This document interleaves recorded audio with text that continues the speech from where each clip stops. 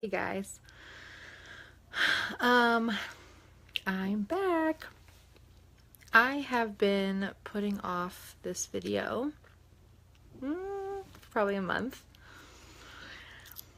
but I just had a minute today, and I thought it'd be a good day to post this.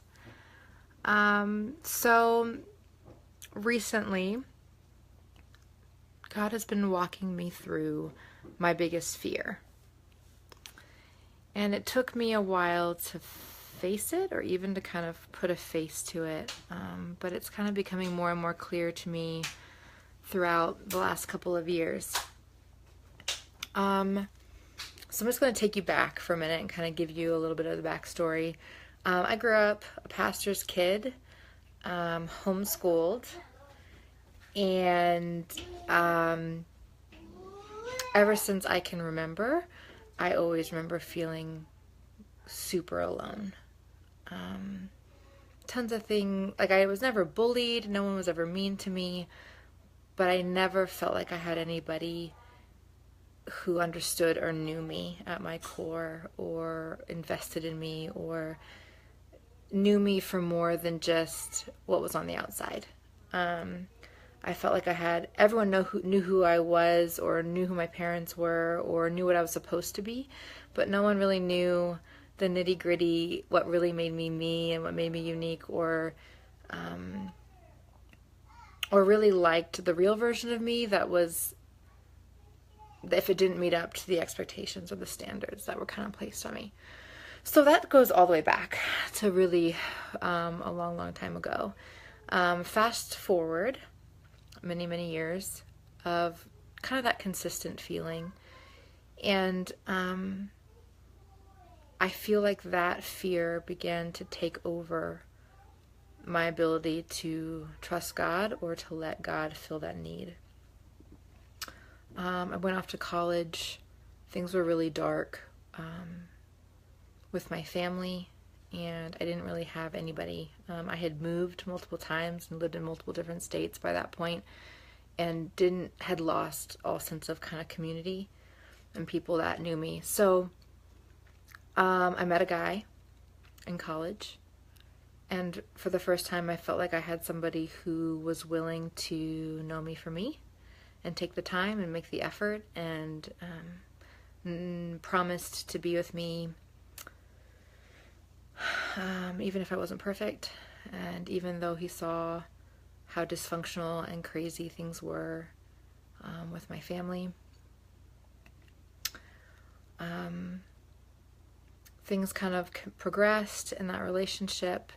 Things started happening where the timing just wasn't working out, and it just wasn't really, it wasn't a peaceful relationship, and it wasn't a God-centered relationship, but it filled such a need in my life, and I was so scared of going back to being completely and utterly alone that I clung to that relationship at times when I can look back and see that the Spirit of God was really pushing and pulling for me to give it over to Him. Maybe not end it, but more just entrust it, perhaps, to God and let Him figure out the timing and not cling to it so tightly. But I didn't do that.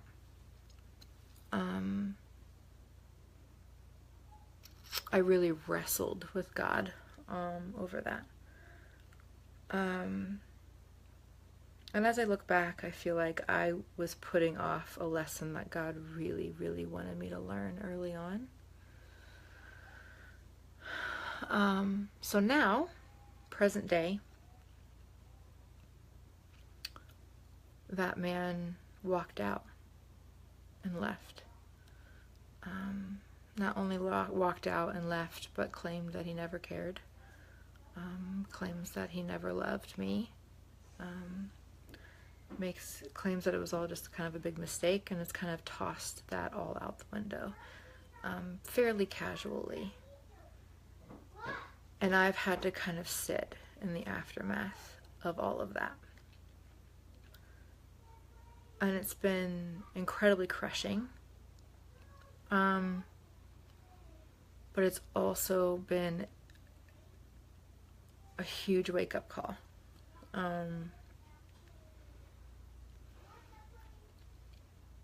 When you marry somebody out of this desperation or out of this fear of not wanting to be alone, that's so much pressure and so much misplaced expectation on a relationship.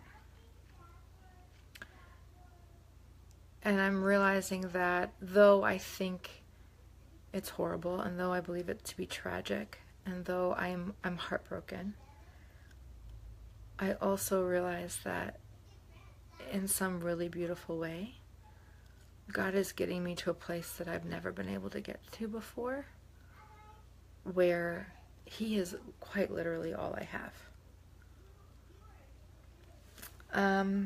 As this has kind of been progressing over the last 9 months, I've started to realize that it rains every time, like on like my darkest days, it starts to rain, or when it's like a pivotal moment in all of this. And I at first just thought it was kind of ironic, and then I kind of got to the point where I was like, this is a little uncanny and a little strange how this keeps happening. So I started doing some digging about rain in the Bible. Turns out, as I kind of look at the stories of the prophets, there's a lot about rain and drought and famine. And rain is equal to God's blessing on God's people.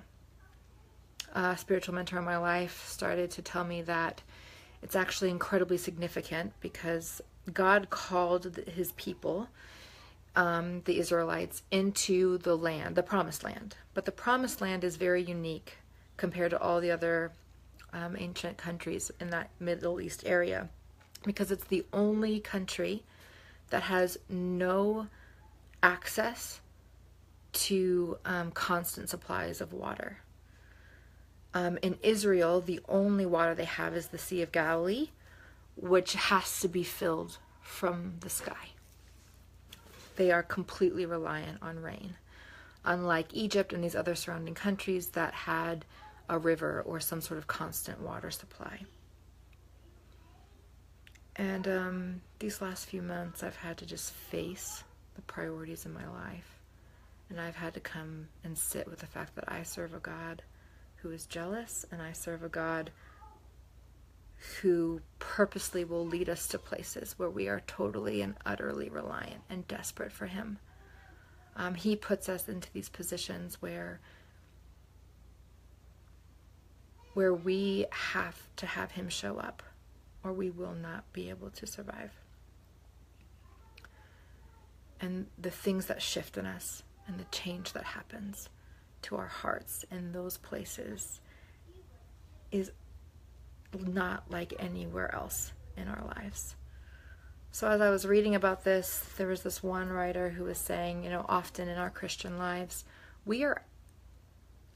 it's so counterintuitive to what would make sense, and we are often asked to do without or to struggle with things that would come naturally or easy or are considered they're considered standard to the outside world. So he was kind of playing with the idea of like fasting and prayer and tithing and all these other things. But now when it rains, I just think about how my life has totally shifted. And for the first time, I am completely and utterly desperate and reliant on a really good and really faithful God in a way I never have been before. I don't know how all this plays out from here. I have no answers. And this is pretty raw and vulnerable and open for me.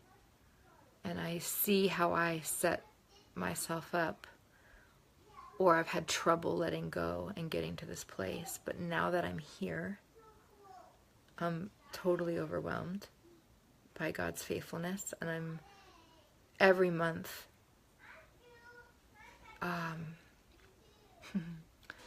every month is just this example of how God has provided and taken care of us. Every bill that gets met,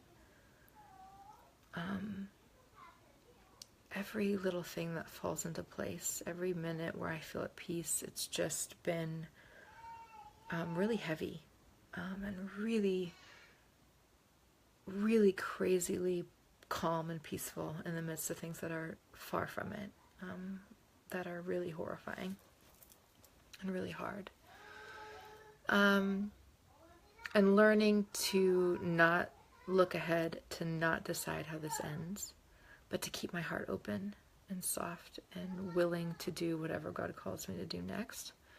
To lay my heart and my life on the line and say, no, like, all I want is to be in the center of what God wants in this, no matter what that may be, day to day.